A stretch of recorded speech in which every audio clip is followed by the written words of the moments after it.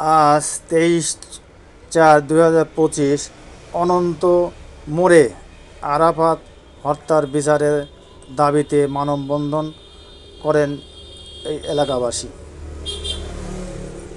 এলাকাবাসীর দাবি যে আরাফাত হত্যার বিচার এবং দ্রুত বিচারের আওতায় আসামিদের আনা হোক।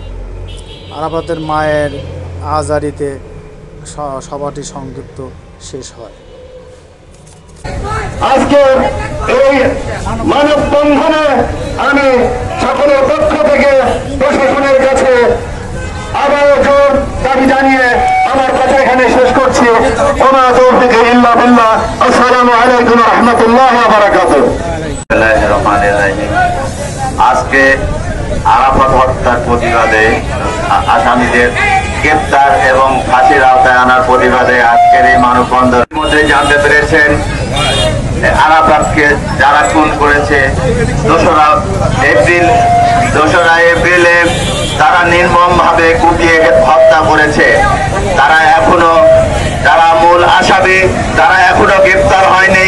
তার প্রতিবাদেই আজকের এই মানববন্ধন। আমি বলতে চাই, প্রশাসন ভাইদেরকে বলতে চাই, আমরা আইনের প্রতি শ্রদ্ধা রেখেই আপনাদেরকে আমরা স্মারকলিপি দিয়েছি, ডিসি অফিসে স্মারকলিপি দিয়েছি।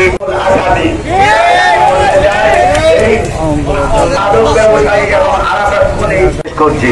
আল্লাহ হাফেজ। ধন্যবাদ দাদা ভাই। এবার সংক্ষিপ্ত বক্তব্য রাখছেন সন্তান হারানোর নামে একটা ছেলে 20টা গুলি খেয়ে ব্রিজের মাথায় পড়েছিল। আরাফাত ভাইয়া তাকে কাঁধে করে সদর হাসপাতালে নিয়ে যায় বাঁচিয়ে। সে নিজেও অসুস্থ হয়ে পড়েছিল। আরাফাত ভাইয়ার হত্যাকারীদের ফাঁসি চাই। আরাফাত ভাইয়ার রক্ত পিছু যেতে দেব না। আরাফাত ভাইয়ার হত্যাকারীদের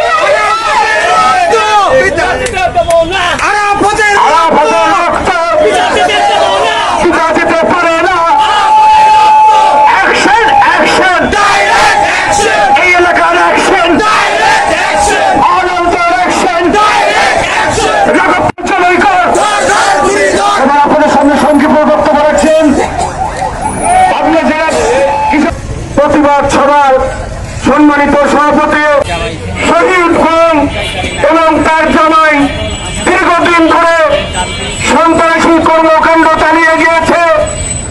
আজকে আমরা বলতে চাই প্রশাসন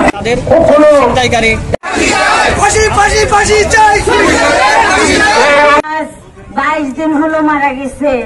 এ পর্যন্ত প্রশাসন আমি 100 বার করে যাচ্ছি তার কাছে, কিন্তু কোন রকম বিচার পাচ্ছি না। এবং এই সমাবেশটা ডাকা হয়েছে সবাই আরাফাতের হত্যাকারীর বিচার চায়। এবং আমি চাই কাদের নাইম সবগুলো ফাঁসির মঞ্চে নিয়ে আসার জন্য আবেদন জানাচ্ছি। আর এবং সুস্থভাবে সবাই যেন আরাফাতের পাশে থাকে এবং সবাই যেন আরাফাতে কি করে সবাই যেন দোয়া করে।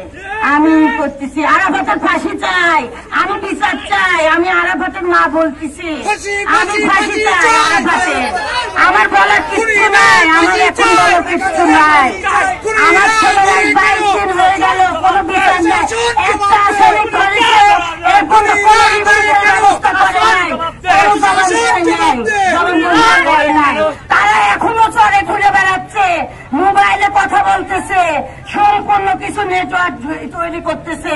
আবার কাক মারবে বলা যাচ্ছে না। কিন্তু আমি চাচ্ছি না আর কোনো মার সন্তান খালি হোক আমার মতো। আরাফাত অকালে আরাফাত মুখ চলে যাক। আমি এখনই আমার বক্তব্য